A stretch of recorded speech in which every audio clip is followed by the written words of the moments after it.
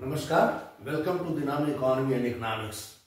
इस वीडियो में हम बात करेंगे formal and effective incidence of a tax या money burden and real burden of a tax. ये जो कंसेप्ट है formal and effective incidence of tax की, ये कंसेप्ट प्रोफेसर यू हिक्स ने दिया है। मिसेस यू हिक्स ने यह कंसेप्ट दिया है फॉर्मल एंड इफेक्टिव इंसिडेंस का। इसी को हम इंटरप्रेट करते हैं मनी बर्डन और real burden of a tax के रूप में। तो हम समझेंगे कि वास्तव में ये होता क्या है, मनी बर्डन और रियल बर्डन क्या होता है। मान लीजिए कि आपकी इकोनॉमी में 10 लोग टैक्स देने वाले हैं और इन सब की इनकम 1,000 रुपए है। अगर सरकार इन सब के ऊपर 10% का टैक्स लगा दे तो सरकार को 1,000 रुपए 10 लोगों से टैक्स के रूप में मिल जाएगा।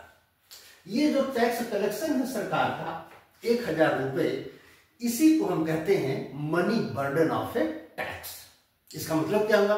इसका मतलब ये हुआ that total tax revenue collected by a government from the tax system is called money burden.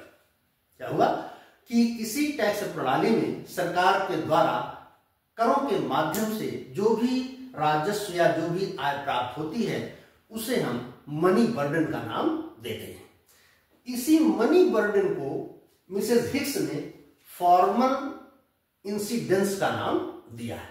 Mrs Hicks के अकॉर्डिंग जो भी पैसा सरकार टैक्सेस के माध्यम से कलेक्ट करती है वही फॉर्मल इंसिडेंस है। यहां इस बात का हमें ध्यान रखना है कि इसके पहले वीडियो उन्होंने बनाया था इंसिडेंस ऑफ टैक्स क्या होता है। वहां इंसिडेंस ऑफ टैक्स का मतलब ये निकाला गया था दैट अल्टीमेट टैक्स पेयर के ऊपर जो बर्डन होता है उसको इंसिडेंस का नाम दिया गया था। लेकिन मिसेस हिक्स उस परिभाषा से सहमत नहीं है। इनके अकॉर्डिंग कौन दे रहा है ये महत्वपूर्ण नहीं है। महत्वपूर्ण ये है कि टोटल टैक्स कलेक्शन सरकार के द्वारा कितना किया जा रहा है। तो सरकार के द्वारा जो भी टैक्स कलेक्शन हो रहा है उसे मिसेस हिक्स ने फॉर्मल इंसिडेंस का नाम दिया है, जिसको मनी बर्डन भी कहा जाता है। अब हम आते हैं रियल बर्डन। रियल बर्डन क्या होता है? जब किसी के ऊपर टैक्स लग जाता है तो इसका परिणाम ये होता है कि उसकी आय का एक हिस्सा सरकार के पास चला जाता है। परिणाम क्या होता है कि जो कंसर्न इंडिविजुअल होगा उसकी जो इनकम होगी, या हम यूं कहें कि डिस्पोजेबल इनकम जो होगी वो कम हो जाती है। डिस्पोजेबल इनकम कम होने का मतलब कि उसके खर्च करने की क्षमता कम हो जाती है। आप 1,000 रुपए खर्च करना चाहते हैं, आपके पास है तो 1,000 खर्च कर देंगे।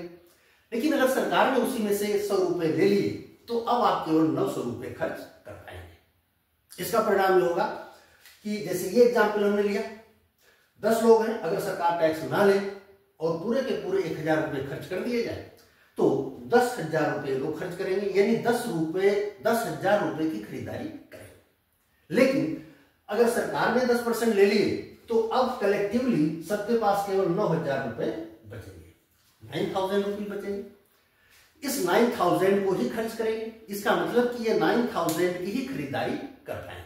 परिणाम होगा कि टैक्स लग जाने के कारण जो एग्रीगेट डिमांड है इकोनॉमी में ये कम हो जाएगी। इकोनॉमी की सकल मांग कम हो जाएगी, और जब सकल मांग कम हो जाएगी तो इसके कारण प्रोडक्शन कम हो जाएगा। अगर सकल मांग कम हो गई तो निश्चित रूप से जो प्रोड्यूसर वो प्रोडक्शन कम कर देंगे, क्योंकि प्रोड्यूसर प्रोडक्शन इसलिए करता है कि उसका उत्पाद बाजार में बिक जाए। अगर केवल 9,000 रुपए का सामान बाजार में बिकेगा तो निश्चित रूप से प्रोड्यूसर 10,000 रुपए का सामान प्रोड्यूस नहीं करेंगे। तो परिणाम हुआ कि टैक्स के कारण एग्रीगेट डिमांड कम होगी।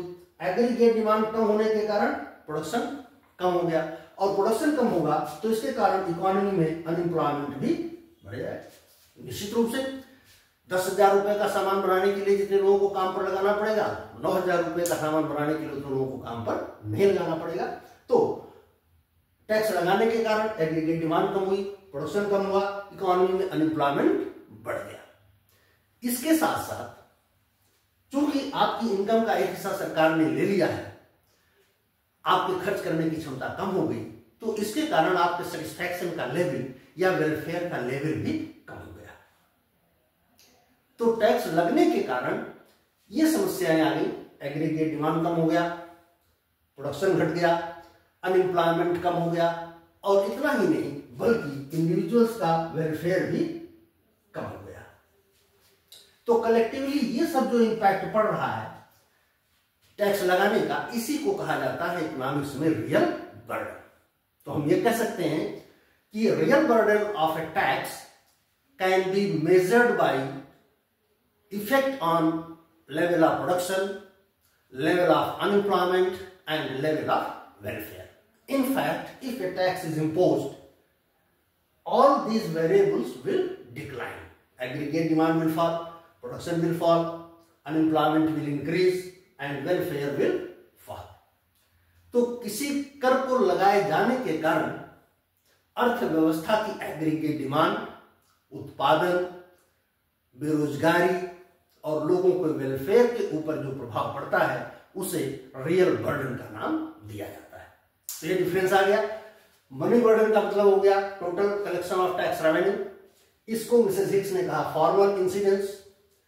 रियल बर्डन का मतलब हो गया कि टैक्स लगाने के कारण अर्थव्यवस्था में उत्पादन, रोजगार, वेलफेयर लेवल, एग्रीगेट डिमांड, इस सब पर जो प्रभाव पड़ता है वो रियल बर्डन है। अब तीसरी बात आती है इफेक्टिव इंसिडेंस। मिसेस हिक्स ने एक कंसेप्ट दिया है, दोनों फॉर्मल एंड इफेक्टिव इंसिडेंस का। इसमें उनका कहना है कि इफेक्टिव इंसिडेंस का मतलब यह है कि टैक्स लगाए जाने के कारण, कोई भी जब टैक्स इकोनॉमी में लगाया जाता है तो इसका इकोनॉमी पर टोटल इंपैक्ट क्या पड़ता है। ध्यान रखने वाली बात है, टोटल इंपैक्ट क्या पड़ता है, और इस टोटल इंपैक्ट में अच्छा प्रभाव भी हो सकता है और बुरा प्रभाव भी हो सकता है। तो मिसेस हिक्स के अनुसार इफेक्टिव इंसिडेंस का मतलब है total effect of a tax in an economy. अच्छे प्रभाव और बुरे प्रभाव, जो कुल प्रभाव पड़ता है वो है इफेक्टिव इंसिडेंस मिसेस हिक्स के अनुसार। लेकिन समस्या इसमें क्या है? समस्या इसमें यह आ जाती है कि कोई एक टैक्स जब हम इंपोज करते हैं तो उसका अर्थव्यवस्था पर प्रभाव हम मेजर कैसे कर पाएंगे, क्योंकि अर्थव्यवस्था में अगर पहले से ही टैक्सेस हैं तो नए टैक्सेस के प्रभाव को उन टैक्सेस के प्रभाव से सेग्रीगेट कर पाना, अलग करके एनालाइज कर पाना करीब करीब असंभव हो जाता है।